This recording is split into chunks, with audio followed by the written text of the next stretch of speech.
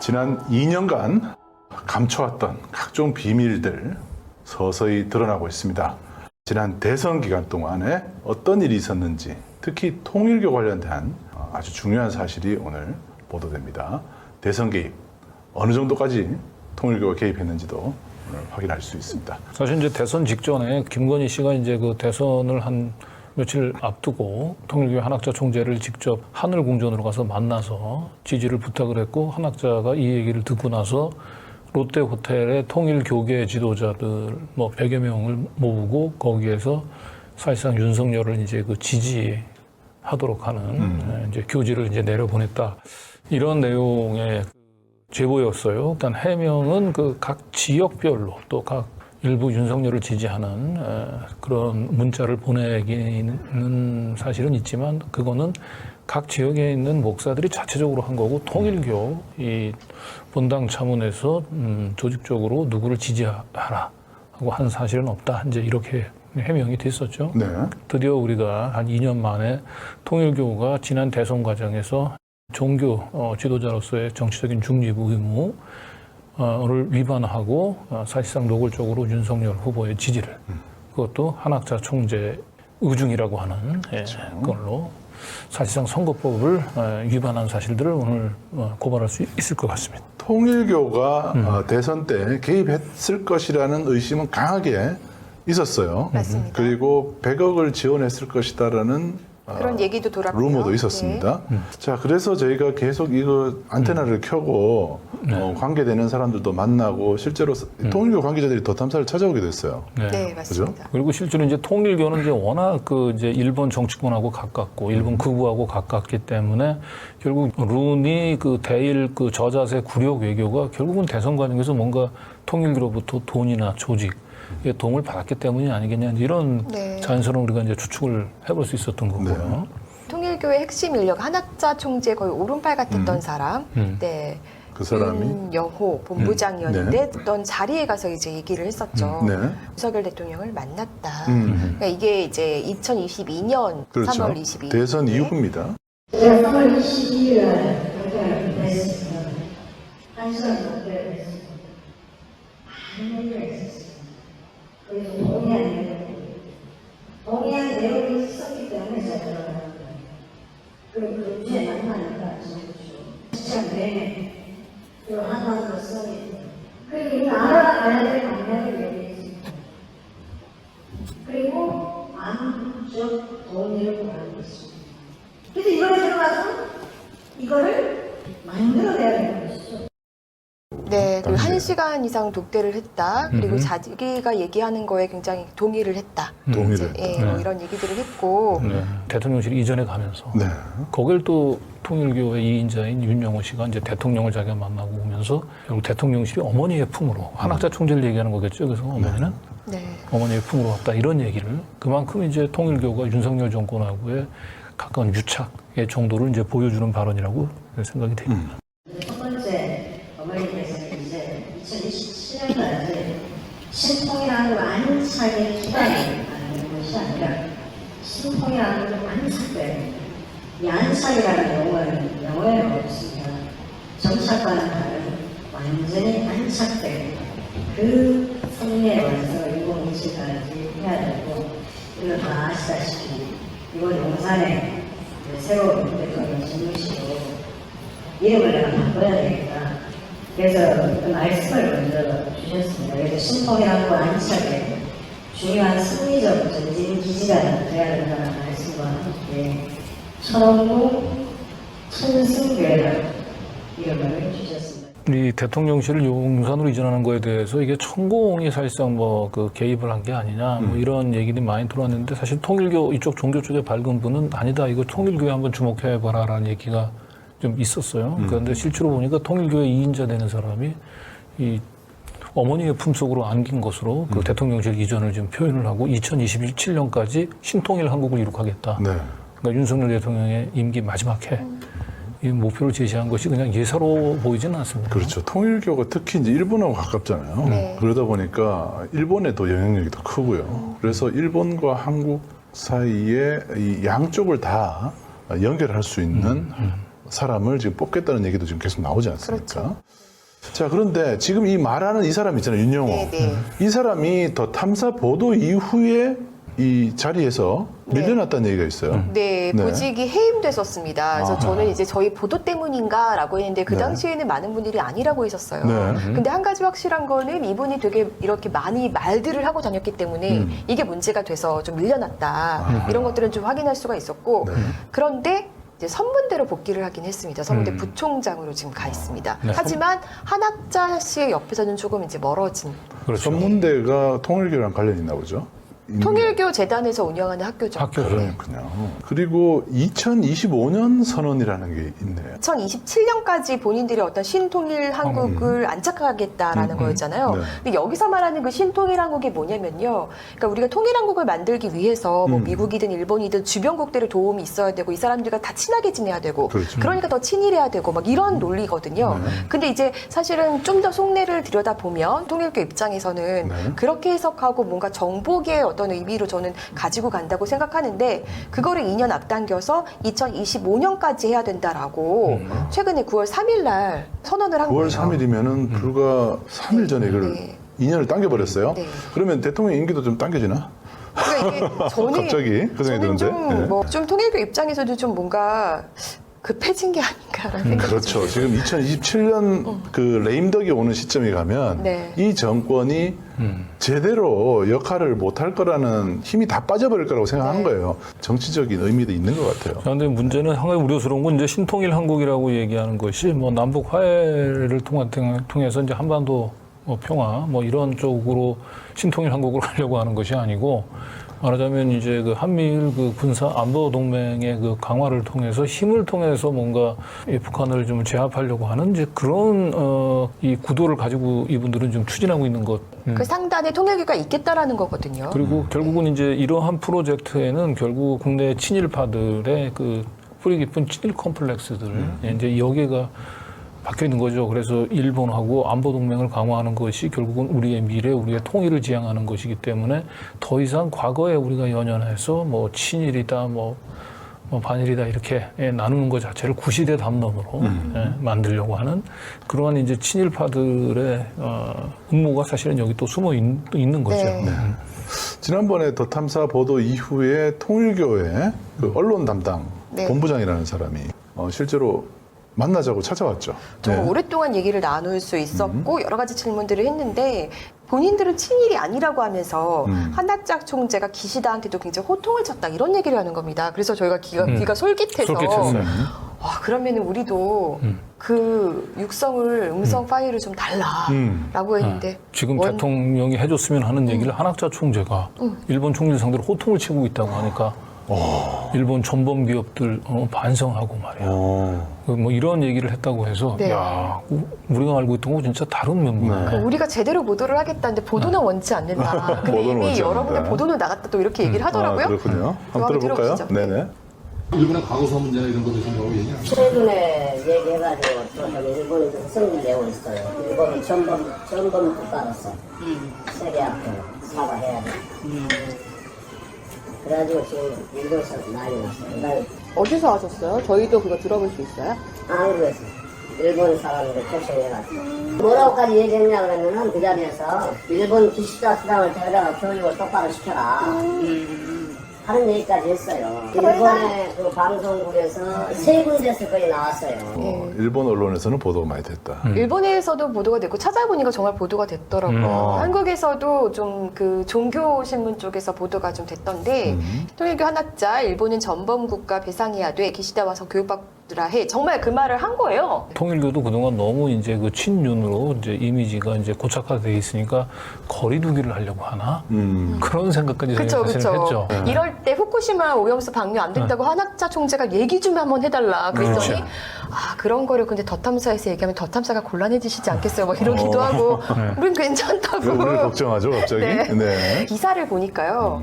2023년 6월 28일 청평에서 한 발언이었는데요. 오늘날의 일본 정치인들은 통일교를 어떻게 하나 가정연합을 핍박하고 있잖아. 더군다나 독생녀를 알아보지 못하는 죄를 용서함이 없느니라 했는데 그 길로 나아가고 있는 일본의 정치는 어떻게 될까? 멸망합니다.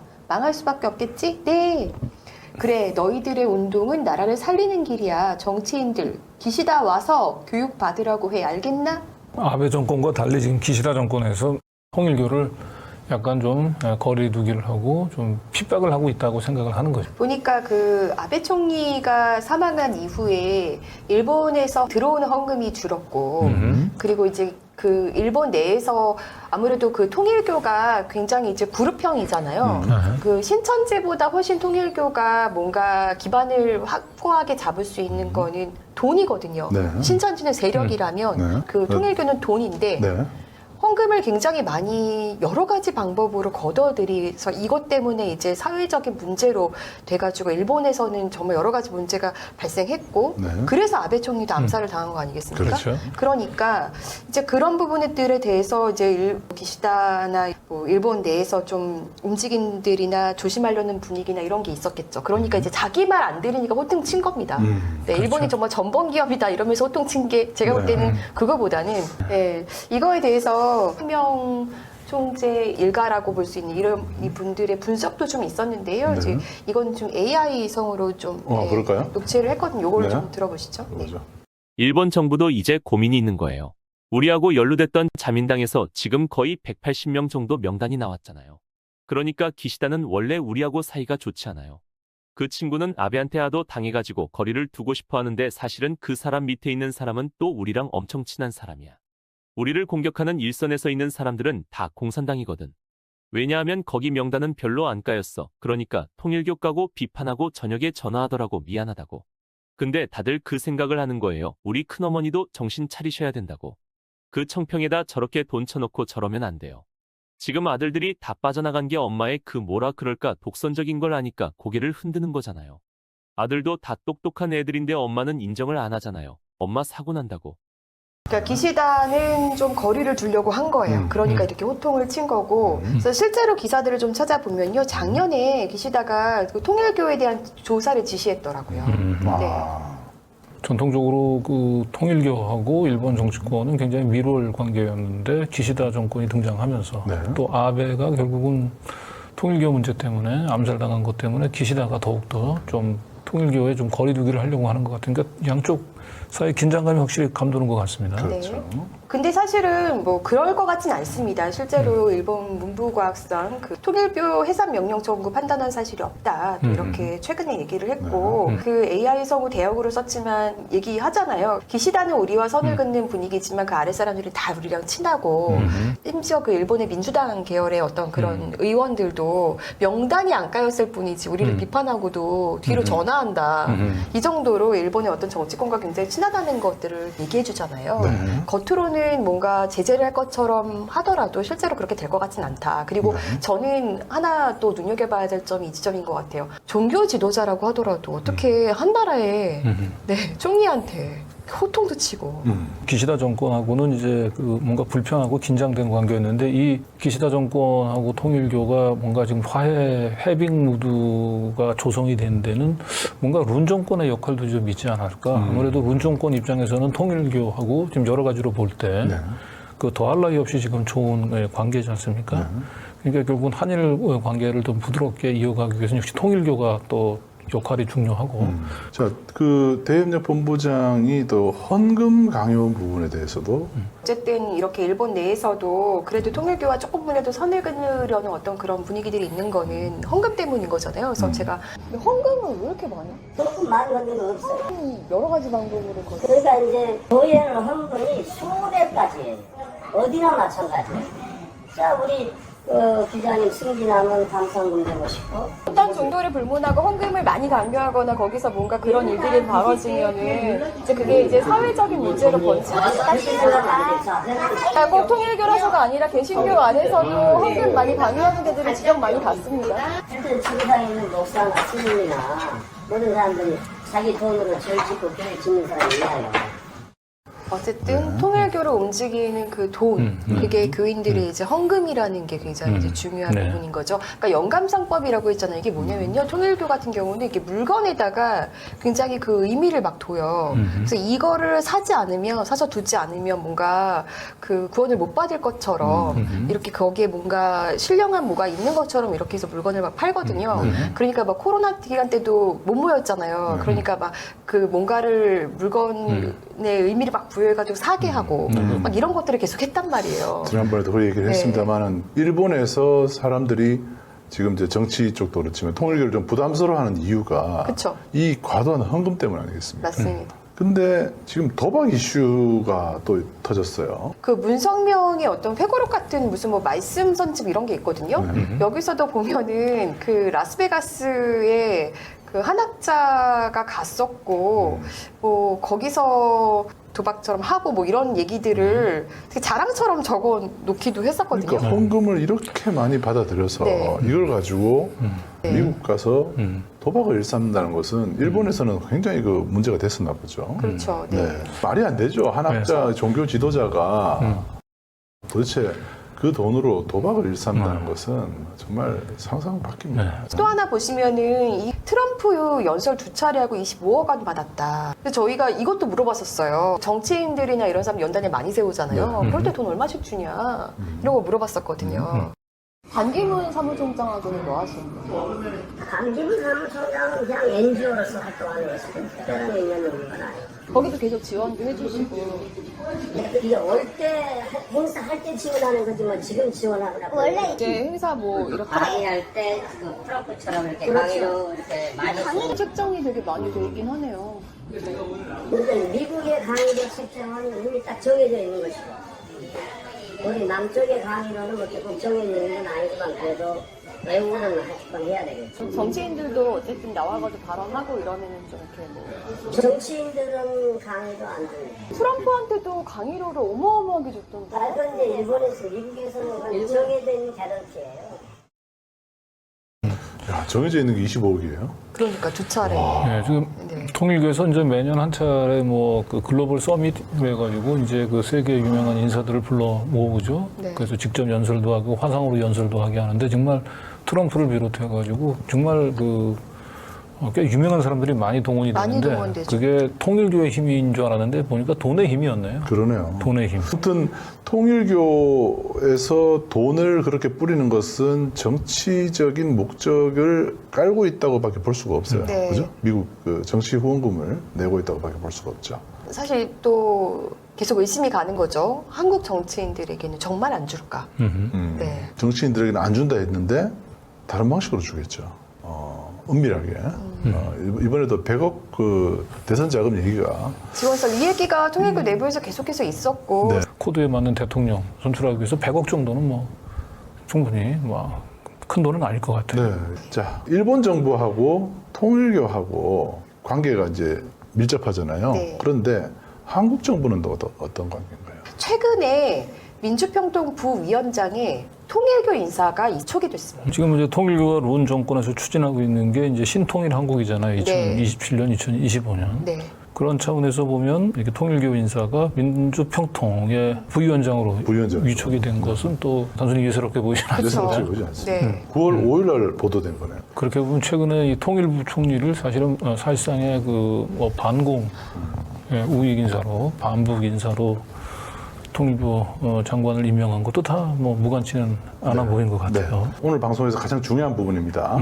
지난 대선 과정에서 윤석열 지지하라는 문자, 지지 문자가 신도들에게 내려갔다라는 제보가 있었죠. 그래서 그 당시에 이제 보도 때 나왔던 메시지를 좀 볼게요, 먼저.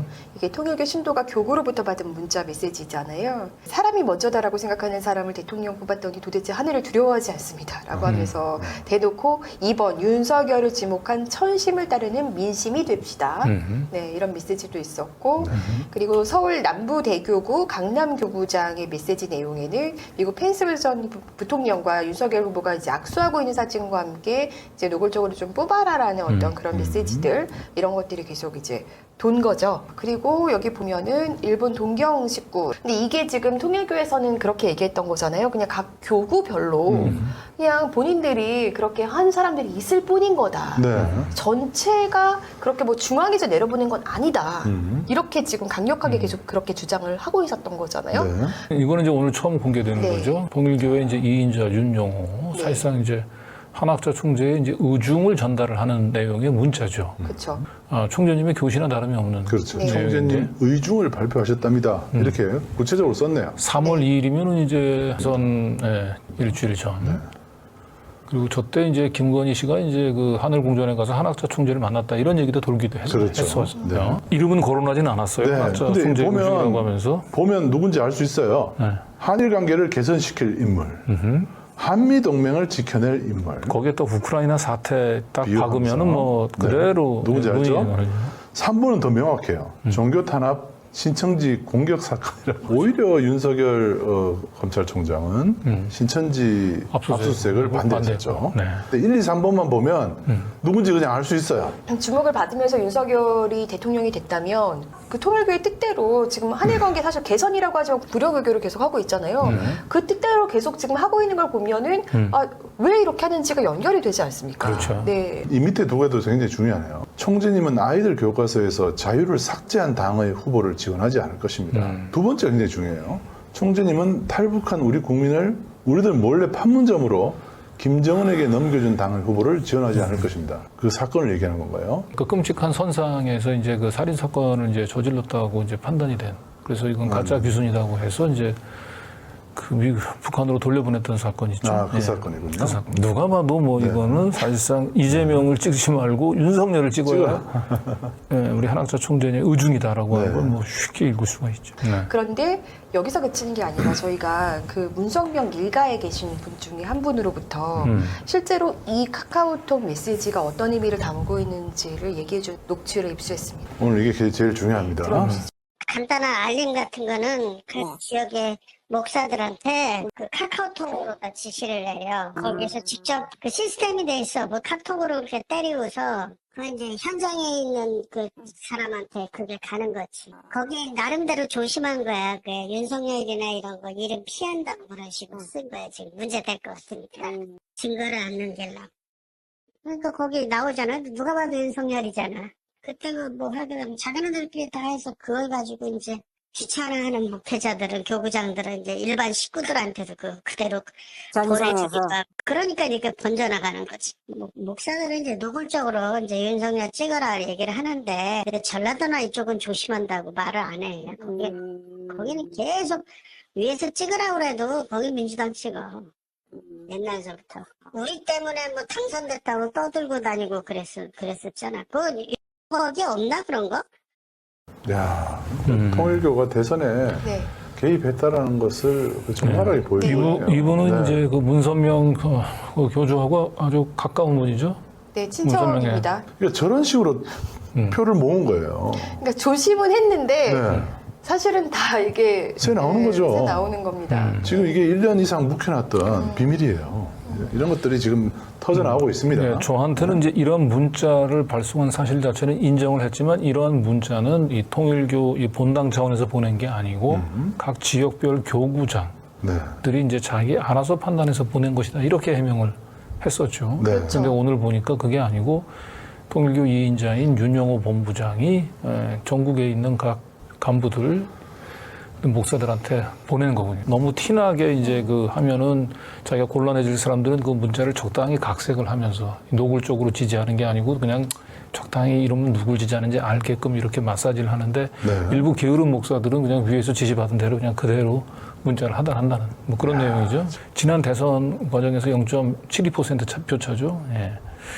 이 승부는 이런 데서 사실은 이제 그렇죠. 결정이 난 거죠. 통일그룹 대외협력 본부장이 와서 저희랑 나눈 얘기들도 그 해명하는 걸 이제 들어보시면 이 앞서 이제 저희가 보여드린 요 증거 요런 것과 또 맞아 떨어지는 대목들이 있거든요. 그래서 앞으로 그것들을 또 보실 텐데 대선에서는 당신들 자원이 필요하다. 총선은 각자 지역에서 알아서 할 일이지. 왜 그렇게 생각하는지 알아?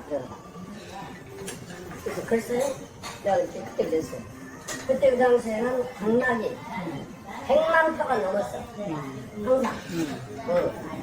그런데 자기들이 가정나가서 신고수를 경찰서를 통해서 국정원을 통해서 이렇게 조사해봤다는 거예요. 거기에 절대 미치지 못해. 100만 표 당락에 영향을 줄 정도는. 괜히 당신들 몇십만 표 얻자고 해가지고 또 실종 부리다가 기독교가 다 날아가다. 그래서 못한다고 했어요. 그러나 국회의원은 뭐 20, 30표도 떨어지고 그러니까 그럼 그 지역에서 알아서 하시는 것이다. 그것이 내가 가지고 있는 당신에 대한 아니다 그랬어요. 그렇기 때문에 한국에 있는 정치권이 무리한 거예요. 어차피 100만 표 정도는 당락을 지을 수 있어야 되는데 통일교 숫자를 어림없기 때문에 대선에 도움 안 되고 오히려 괜히 통일교랑 유착됐다가 개신교표만 날아가고 그런다라는 얘기잖아요. 저런 반응을 보였던 곳이 이제 민주당이라는 거예요. 그렇죠. 그런데 이번 대선은 어땠습니까? 0.7%입니다. 네, 깻잎 한 장이라 그랬잖아요. 거의 붙어 있었죠. 그러니까요. 그러니까 민주당 쪽에서는 이번에도 그랬을 거예요. 통일교하고 너무 가까이 가서 우리를 도와달라고 이런 얘기를 하느니 통일교 괜히 표 10만 표 정도 얻으려고 하다가 개신교표 뺏긴다. 이렇게 해서 아마 똑같은 반응을 보였을 것 같아요. 저분이 지금 얘기했던데. 네. 그런데 국민의힘에서는 물불 가리지 않고 다 먹은 거예요. 요거 이제 이재명 후보는 거부했다 그러네요. 통일교가 노골적으로 대선에 개입한 거 아니냐. 네. 왜 이재명 쪽은 그러면 저런 그 펜스를 저렇게 저런 만남을 자리를 주선하지 않았을까. 이제 그렇게 해서 제가 이제 가볍게 물어본 거죠. 네. 그 매년 이제 특히 이제 선거를 앞두고 그 세계 포럼 이렇게 개최했잖아요. 펜스 부통령이 통일교 그 행사에 가서 저기 참석하고 난 뒤에 그리고 난 뒤에 윤석열 후보를 만나러 갔어요. 그건 아시죠? 정치 중립을 지킨다면은 이재명 후보도 만났어야 되는 거예요. 그런데 그게 통일교에서 주최한 행사에 참석했던 마이크 펜스 같은 굉장히 중요한 인사가 그런데 나는 뒤에 알았는데 이재명 측에서 거부했어. 다음 번 만나는 것은. 저거는 좀 팩트 체크가 필요할 것 같아요. 그러네요. 예, 이재명, 네, 제가 볼 때는 이재명 측에서 글쎄요, 만남을 거부할 리가요. 펜스 부통령이. 글쎄요, 뭐 거부를 했을 수도 있고 통일교에서 안 불렀을 수도 있고 네. 그런 네. 것 같습니다. 네. 여기 이제 대외협력본부장이 네. 그 설교에 대해서도 이게 어떤 설교인지도 좀 설명을 그러니까 해주세요. 대선 전에 그 노골적으로 좀 이제 윤석열을 지지해야 된다는 그 취지의 설교를 또 가평에서 본인들은 정치 개입 안 했다라고 계속 얘기하니까 예시를 계속 들면서 저희가 질문을 계속 한 겁니다. 네, 그랬더니 마지막 주 주일 예배 때 그때 설교하시던 분이 뭐라고 얘기했어요? 알고 있어요. 차기 지도자는 일본과의 관계를 잘 그러니까 그 사람이 전국총 책임자가 아니잖아요. 그 지역에 있는 사람이지. 이거는 저기 그때 하늘궁전에서 이렇게 전체 신도들한테 교도들한테 그 중계가 되는 아니요. 한 것인데 그것은 그 지역에 있는 사람들, 가평 지역에 있는 사람들이지. 그리고 예배를 어떻게 벌써 전국망을 통해서 할 수 있나요? 그건 그 지역에 있는 사람. 제가 아까 말씀드렸잖아요.